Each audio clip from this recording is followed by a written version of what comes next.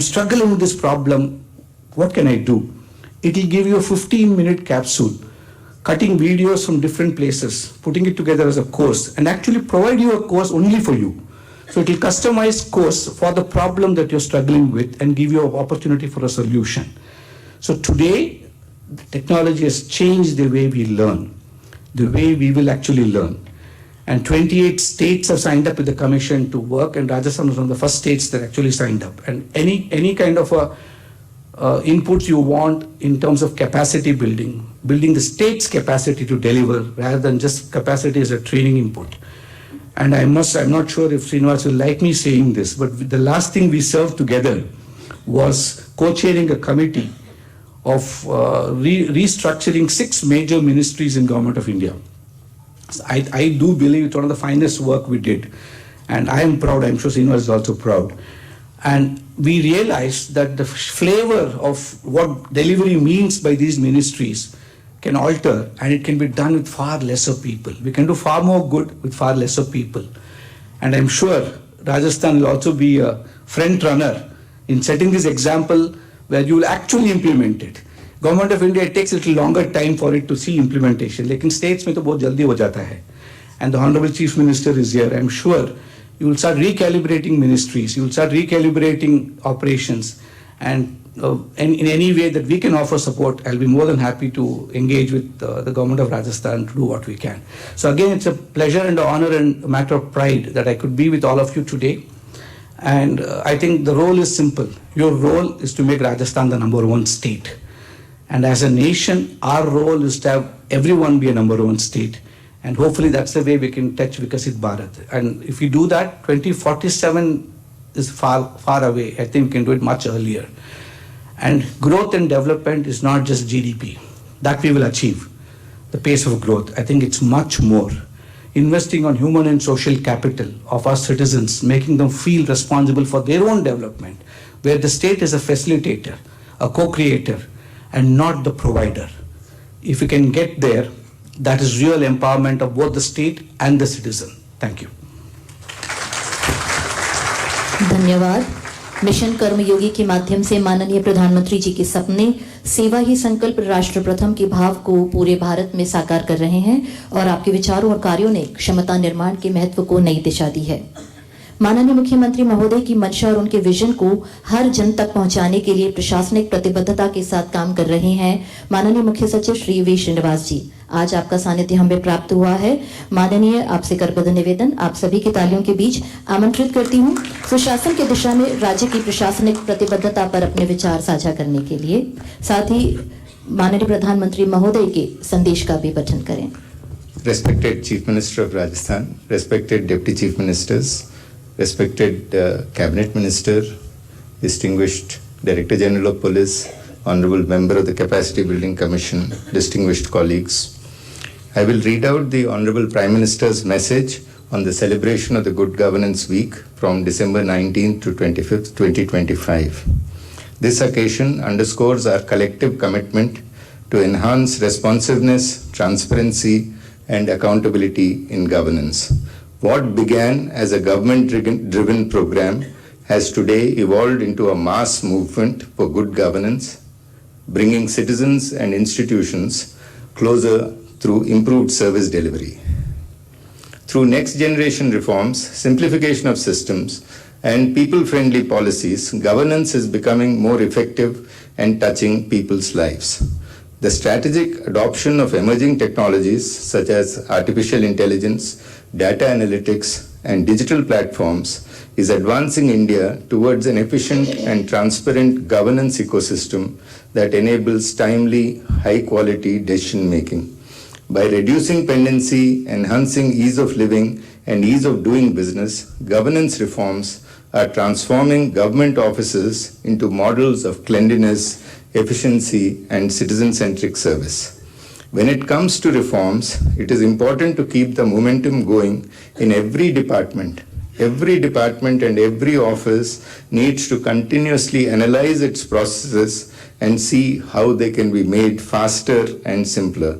The special Swachhta campaign, driven by a whole-of-government approach, has also been worth noting. It has gone beyond compliance to become a continuous process of streamlining offices, disposing of obsolete records, removing e-waste consciously, and freeing spaces to promote healthier and more vibrant work environments that enhance productivity. As the nation marches confidently towards the goal of Viksit Bharat, our vision is of a government that fulfills the aspirations of the people but removes unnecessary procedures and interference in the lives of people. I have always said, सरकार का अभाव भी नहीं होना चाहिए और सरकार का दबाव भी नहीं होना चाहिए.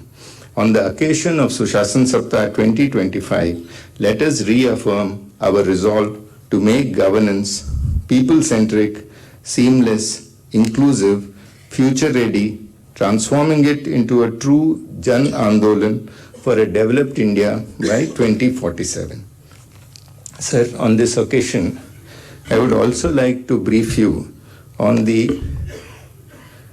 success of the 2-year anniversary program that was held over the last 2 weeks, in which the Honorable Chief Minister interacted with thousands of beneficiaries under priority sector programs, farmers, women, youth, and participated in campaigns for Swachhata, road safety, Run for Viksit Rajasthan, Rozgar Melas, Gramin Seva Shivers, Shehri Seva Shivers, promotional events for tourism development, and a number of new policy measures. The details are as follows. Swachhata Karyakram was conducted in 2,43,643 offices. The Vikas Rath Yatra with 200 Vikas Raths was held in 1,12,735 locations. राजकीय कार्यालयों में 1 घंटा का सफाई अभियान 94,621 offices, पर्यावरण संरक्षण अभियान 38,804 लोकेशंस, ग्रामीण एवं शहरी समस्या समाधान शिविर 30,707 लोकेशंस, सड़क सुरक्षा अभियान 24,398 लोकेशंस, महिला सम्मेलन 10,252 लोकेशंस, रक्तदान शिविर 8,779 लोकेशंस, रन फॉर विकसित राजस्थान 7,170 लोकेशंस, नवाचार दिवस 4,653 इवेंट्स, ग्रामीण राजकीय कार्यालयों में उपलब्धियों के लिए जो एग्जीबिशंस लगे हैं 4,372 locations. We also had Gau Seva Karyakram, 2,188 Gaushalas, and several other events. The total events in the last 2 weeks under your leadership, sir, is 6,01,501 events. Sir, this 360-degree engagement has brought forth the tangible changes witnessed in people's lives over the last 2 years. So let me congratulate all officials who have served tirelessly under the leadership of Honorable Chief Minister to make the 2-year anniversary event a huge success. Thank you very much. माननीय प्रधानमंत्री श्री नरेंद्र मोदी जी के संदेश में अटल जी के सपनों के भारत को साकार करने का संकल्प है, वहीं आप द्वारा बताए गए राजस्थान सरकार द्वारा किए जा रहे कार्य इसी संकल्प की आहुति हैं।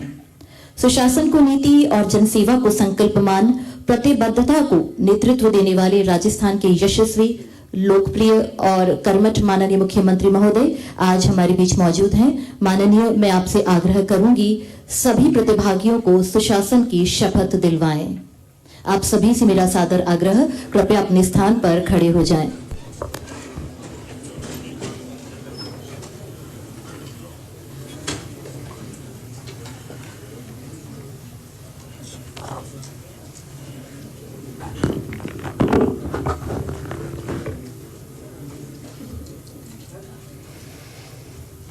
मैं पूर्ण सत्यनिष्ठा से शपथ लेता हूं कि राजस्थान को विकास के पथ पर आगे ले जाने के लिए सुशासन के उच्चतम मापदंडों को स्थापित करूंगा। मैं अपने सार्वजनिक एवं निजी आचरण में पूर्ण रूप से आर्थिक शुचिता रखूंगा। मैं सभी कार्य ईमानदारी तथा पारदर्शिता रीति से जनहित में करूंगा। मैं बिना भय एवं पक्षपात के अपने राजकीय कार्यों का निष्पादन करूंगा। मैं राज्य के सतत विकास और प्रतिष्ठा के प्रति सचेत रहते हुए सकारात्मक दृष्टिकोण से अपने दायित्वों का निर्वहन करूंगा। मैं राज्य के नागरिकों के द्वारा प्रस्तुत समस्याओं का त्वरित निस्तारण करने के लिए सदैव प्रतिबद्ध रहूंगा। मैं आधुनिक तकनीकी एवं नवाचारों के माध्यम से राजकीय कार्यों के त्वरित एवं गुणवत्तापूर्ण संपादन हेतु सदैव प्रयासरत रहूंगा। भारत माता की। माननीय मुख्यमंत्री महोदय के दूरदर्शी नेतृत्व में राजस्थान सुशासन, पारदर्शिता और जन कल्याण के पथ पर निरंतर आगे बढ़ रहा है। 2 वर्षों में राजस्थान की तस्वीर पर सुशासन लिखने वाले हमारे प्रिय मुख्यमंत्री महोदय को मैं अपने प्रेरक उद्बोधन से हमें मार्गदर्शन प्रदान करने के लिए सादर आमंत्रित करती हूँ। माननीय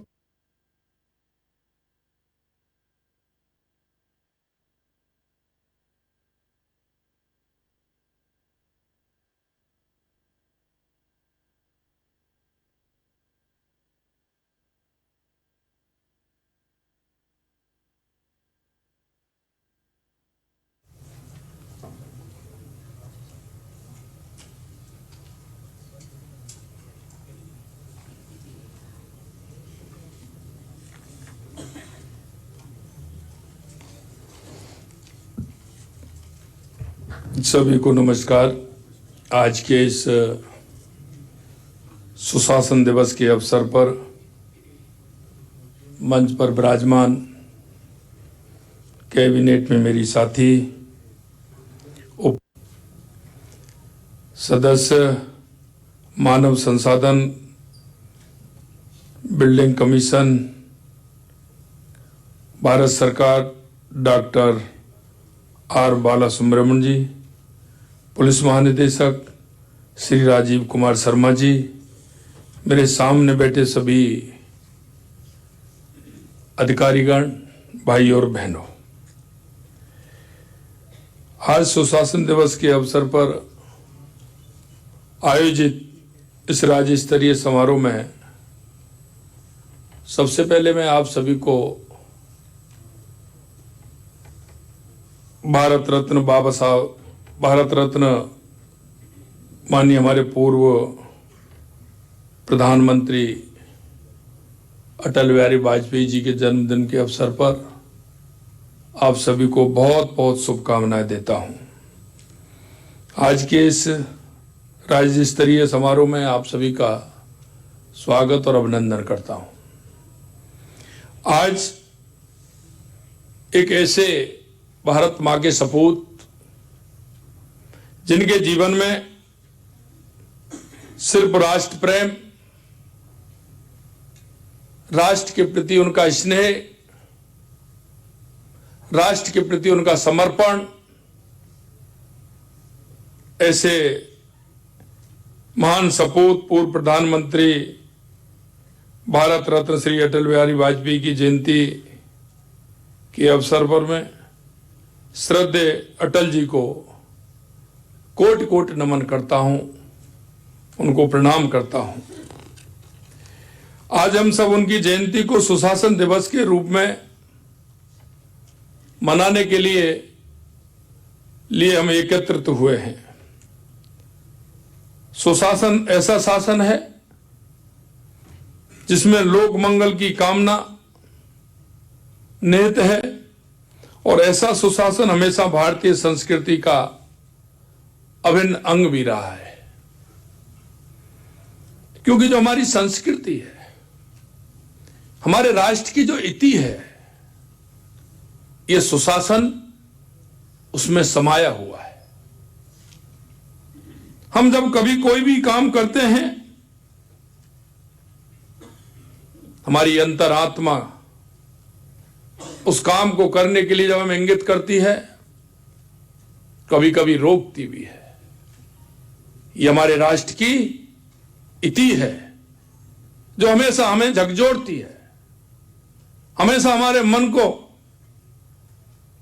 कहती है कि हमारा कौन सा ऐसा काम है जो करने लायक है, कौन सा ऐसा काम है जिसमें सोचते ही कुछ हिचक आती है। लेकिन ये विमर्श हमें करना होता है, किसी के कहने से भी नहीं होता है, ये खुद के ऊपर होता है। और हम चाहते हैं अगर उस विमर्श का हमने ध्यान रखा तो निश्चित रूप से हम राष्ट्र की सेवा के लिए आगे बढ़ रहे हैं। हमारे यहां इसी सुशासन को राम राज्य कहा गया है और ये राम राज्य कहने वाला भारत ही है, क्योंकि हमारी संस्कृति में समाहित है। राम राज्य की कल्पना हर व्यक्ति के जीवन की एक आशा होती है, लेकिन वो आशा का अंतर इतना होता है, जब मेरे को परेशानी आती है तो राम राज्य की बात करता हूं, अगर मेरे को अनुभूति नहीं होती है तो मैं उसी में समाहित होता हूं जैसा चलता है। भगवान श्री राम का राज्य ऐसा राज्य था जहां सर्वत्र सुख समृद्धि व्याप्त थी, किसी को कोई तकलीफ नहीं थी। यही राम राज्य हमारा आदर्श रहा है और आज भी है।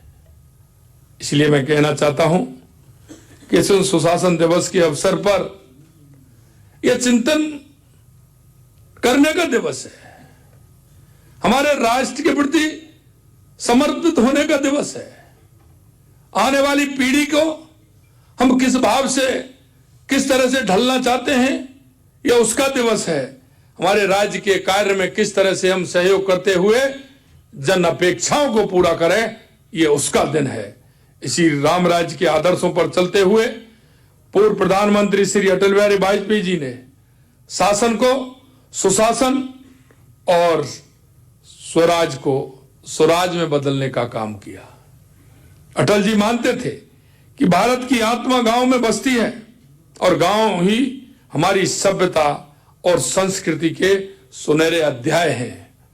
इसी सोच के साथ उन्होंने गांव-गांव को विकास की मुख्य धारा से जोड़ने के लिए 25 दिसंबर 2000 को प्रधानमंत्री ग्राम सड़क योजना प्रारंभ की थी।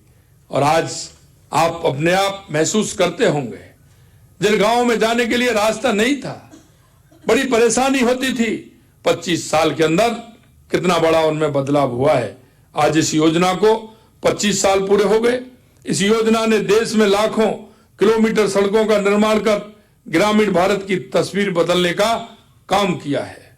उन्होंने स्वर्णिम चतुर्भुज योजना से देश के चारों कोनों को राजमार्ग से जोड़कर देश के आर्थिक विकास को गति दी है। देश को सूखा और बाढ़ से मुक्ति दिलाने के लिए प्रमुख नदियों को जोड़ने की महत्वाकांक्षी योजना प्रारंभ की थी। हम कह सकते हैं कि उनकी जो कल्पना थी, वो कल्पना इस राष्ट्र को आगे बढ़ाने की, किस तरह से जोड़ने की, आर्थिक रूप से मदद करने की, अंतिम पायदान वाले व्यक्ति के पास पहुंचने की, उसमें समावेशी विचार था। कहां हमें पानी मिलना चाहिए, खेती का विकास कैसे होना चाहिए, हमारा आर्थिक मजबूती कैसी होनी चाहिए, उस दिशा में उन्होंने काम किए हैं। अटल जी के मानस में सदैव राष्ट्र प्रेम की प्रबल धारा प्रवाहित रहती थी। कारगिल युद्ध में ऑपरेशन विजय से पाकिस्तानी सेना के घमंड को चूर चूर कर ऐतिहासिक विजय प्राप्त की। वहीं दूसरी ओर बाहरी दबावों की चिंता किए बिना परमाणु परीक्षण कर स्वाभिमानी भारत के स्वर्णिम भविष्य की आधारशिला रखी है। और वो समय कैसा था, दबाव में काम करते थे, लेकिन अटल जी ने किसी तरह की परवाह नहीं करते हुए परमाणु परीक्षण किया। राष्ट्र, धर्म और संस्कृति से वे गहनता से जुड़े रहे। विदेश मंत्री के रूप में संयुक्त राष्ट्र महासभा में हिंदी में दिया गया उनका भाषण ऐतिहासिक रहा। उन्होंने अपनी संस्कृति, अपने विचार को दुनिया में पहुंचाने का काम किया। उन्होंने कभी यह झिझक नहीं, और उस झिझक के साथ ही गौरव प्राप्त करने का काम भी हमारे पूर्व प्रधानमंत्री अटल बिहारी वाजपेयी जी को हुआ। उन्होंने जय जवान जय किसान का नारा था, उसे आगे बढ़ाते हुए जय विज्ञान का नारा देकर देश के विकास में विज्ञान की भूमिका को रेखांकित करने में और उसे बढ़ावा देने में काम किया। अटल जी की सुशासन की इस विरासत को यशस्वी प्रधानमंत्री नरेंद्र मोदी जी ने केवल चिरस्थायी बनाया है, बल्कि भारत को सुशासन का रोल मॉडल बनाने का काम किया है। माननीय मोदी जी ने 2024 में अटल जी की जयंती पर जिस सुशासन दिवस की शुरुआत की, आज वह सुशासन देश के जन जन के भरोसे का प्रतीक बन गया है। उन्होंने अपने कामकाज से यह बता दिया कि सरकारी कार्यों और सरकारी योजनाओं की सफलता की सबसे अनिवार्यता शर्त जन सामान्य को समर्पित शासन है। उन्होंने नागरिक प्रथम के ध्येय के साथ तकनीकी के माध्यम से आमजन को सीधे सरकार से जोड़कर शासन में भागीदारी और अधिकार संपन्न बनाया है। विज्ञान और तकनीकी से देश में प्रशासनिक सुधार, बिजली, रेल सुधार, भ्रष्टाचार पर अंकुश, टैक्स पारदर्शिता, जीएसटी से एक देश एक tax, skill India, startup India, digital India जैसे पहल संभव हो पाई है। सरकार की प्रक्रियाओं को सरल बनाते हुए उन्होंने 1500 से अधिक कानून हटाए। हल्फनामे और सत्यापनों की जगह स्वयं सत्यापन शुरू कर सरकार और जनता के बीच भरोसे को मजबूत किया है। मोदी जी ने सबका साथ सबका विकास की सोच के साथ ऐसी नीतियां और योजनाएं लागू की जिनका लाभ हर व्यक्ति तक पहुंचे। किसान, महिला के हित में कदम, शिक्षा में बदलाव से लेकर रक्षा आधुनिकीकरण और दशकों से लंबित ऐसी परियोजनाएं साकार हो रही हैं जो पहले असंभव लगती थी। प्रधानमंत्री नरेंद्र मोदी जी के नेतृत्व में केंद्र सरकार की दृढ़ इच्छा शक्ति का ही परिणाम है कि -30 डिग्री सेल्सियस तापमान वाले क्षेत्र लद्दाख में भी नल से जल मिलना प्रारंभ हो गया है। ब्रह्मपुत्र नदी पर बोगीबिल ब्रिज का निर्माण तेजी से हुआ है। रोहतांग में मनाली लेह राजमार्ग पर अटल टनल के निर्माण का 26 साल बाद पूरा होने वाला सपना महज 6 साल में पूरा हुआ है। देश के गांव-गांव में रसोई गैस, बिजली, सड़क की सुविधा का विस्तार चंद वर्षों में हुआ। मोदी जी के लिए सेवा ही सब कुछ है। उन्होंने लोकतंत्र से लोक को जोड़ा और नौकरशाही को सही मायने में लोक सेवक बनाया और खुद को देश का प्रधान सेवक बनाया। माननीय प्रधानमंत्री जी के मार्गदर्शन में हमारी डबल इंजन की सरकार का ध्येय यही है कि प्रदेशवासियों का जीवन सरल और सुगम बने, उनके जीवन में खुशहाली आए। इसी सोच के साथ ग्रामीण और शहरी समस्या शिविरों का आयोजन किया गया। इससे पहले प्रधानमंत्री नरेंद्र मोदी जी के जन्म दिवस पर 17 सितंबर से भी 1 महीने तक ग्रामीण और शहरी सेवा शिविरों का आयोजन किया गया। इन शिविरों से प्रदेश के 1 करोड़ से अधिक लोग लाभान्वित हुए। सेवा की इस भावना के साथ हमने पंडित दीनदयाल उपाध्याय अंत्योदय संबल पखवाड़े का सफल आयोजन किया। हमने प्रदेश में ई गवर्नेंस सुदृढ़ किया। इससे लोगों को अनावश्यक दौड़ भाग नहीं करनी पड़ रही और उनके समय की बर्बादी भी नहीं हो रही। शिकायत निवारण तंत्र किसी भी लोकतांत्रिक शासन व्यवस्था की आत्मा है, क्योंकि एक सशक्त शिकायत निवारण प्रणाली केवल समस्या का समाधान नहीं करता, बल्कि नागरिकों में विश्वास, सहभागिता और संतोष का भाव भी उत्पन्न करता है। हमें नागरिकों की शिकायत के त्वरित समाधान हेतु मजबूत, औद्योगिक सक्षम और जवाबदेह शिकायत निवारण तंत्र विकसित किया है। राज्य में राजस्थान संपर्क पोर्टल, त्रिस्तरीय जन सुनवाई तथा मुख्यमंत्री जन सुनवाई के माध्यम से आम नागरिक अपनी समस्या सीधे शासन तक पहुंचा सकता है। विगत 2 वर्षों में नागरिकों को 65 लाख से अधिक शिकायतों का निस्तारण किया गया है।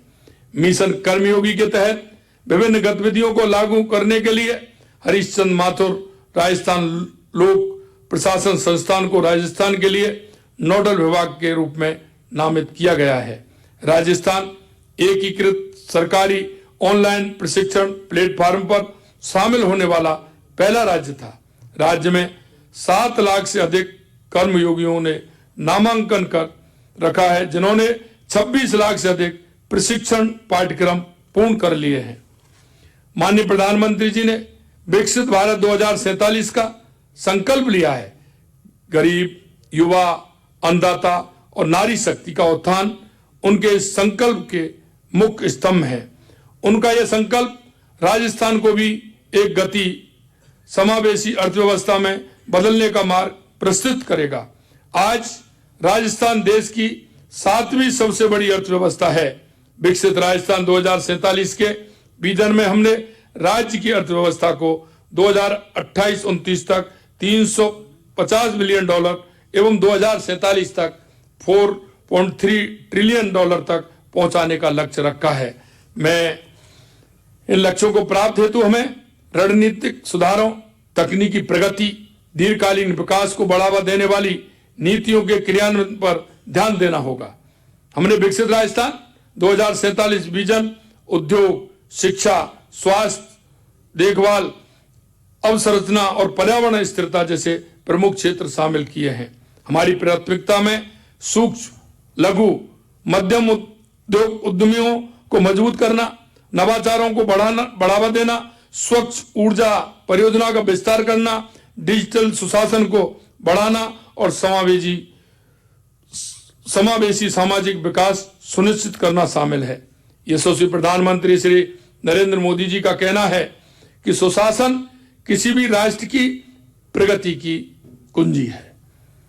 उनके इस सुशासन में सहभागिता, सर्वसम्मति, जवाबदेह, पारदर्शिता, उत्तरदायी, प्रभावी, न्याय संगत, समावेशी और कानून का शासन का समावेश है।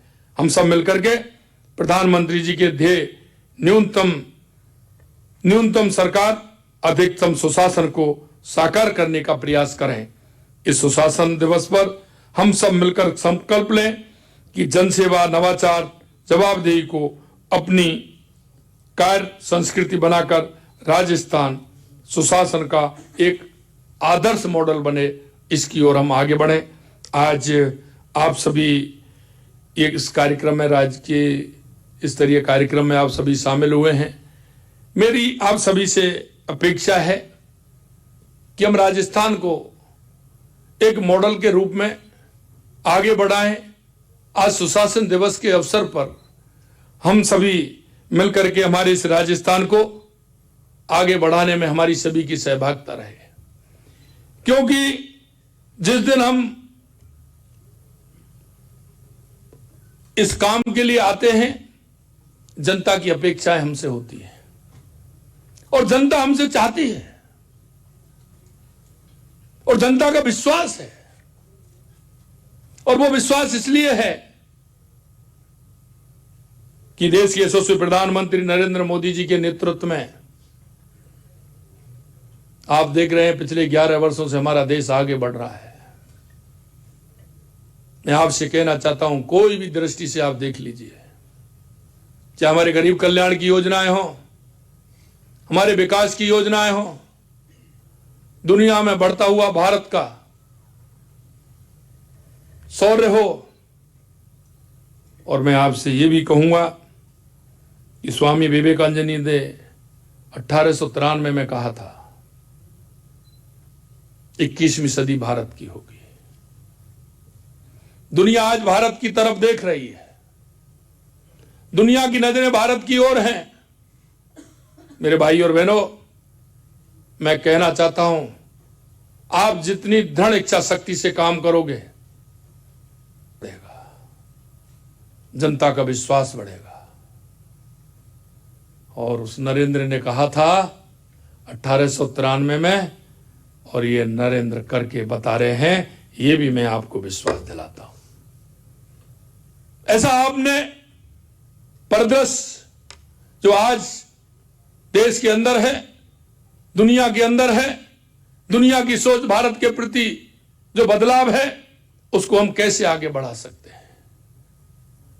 यह वो देश जिसको किस तरह से दुनिया के सामने पेश किया जाता था, किस तरह से दिखाया जाता था, लेकिन आज किस तरह से हमारा देश आगे बढ़ रहा है दुनिया की उस दौड़ में। आप देख सकते हैं कि हम अर्थव्यवस्था में 11वें पायदान से 5वें पर आए और अब 4थे पर आ गए। आने वाला समय आपका है, हमारा है, चिंता करने की आवश्यकता नहीं है। आज के इस मौके पर इतना कहना चाहता हूं, अगर हम दृढ़ता के साथ काम करेंगे तो निश्चित रूप से हमारा राजस्थान भी विकसित बनेगा, हमारा भारत भी विकसित बनेगा। हम उस सपने को साकार करने के लिए पूरी ईमानदारी के साथ, पूरी शक्ति के साथ, पूरे आत्मसमर्पण के साथ हम सभी लगेंगे। तो मैं सोचता हूं राजस्थान की जनता जो हम में देखती है और उन्होंने जो हमसे विश्वास किया है, उनके विश्वास पर खरा उतरते हुए हम हमारे राजस्थान को आगे बढ़ाएंगे। आज के इस अवसर पर हमारे पूर्व प्रधानमंत्री अटल बिहारी वाजपेयी जी को मैं प्रणाम करता हूं, उन्हें श्रद्धा सुमन अर्पित करता हूं। और उन्होंने सुशासन की जो परिभाषा देश नहीं दुनिया को जो दी है, उनको मैं पुनः प्रणाम करता हूं। आप सभी का बहुत बहुत धन्यवाद। जय हिंद, जय भारत, जय राजस्थान। माननीय कार्यों और विचारों से राजस्थान की रीति और नीति बनाने के लिए आपका बहुत बहुत धन्यवाद। और अब मैं मंच पर आमंत्रित करती हूं HCM रीपा के महानिदेशक श्री राजेश यादव जी को। आप पधारें और सभी का धन्यवाद ज्ञापित करें।